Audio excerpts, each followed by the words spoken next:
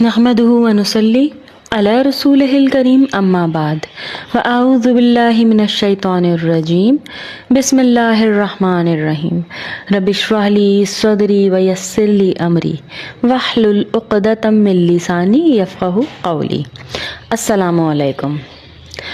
ہم پڑھ رہے ہیں اس چینل پر مفتی محمد تقی عثمانی کا ترجمہ القرآن اور ان کی بیان کی گئی مختصر تشریح۔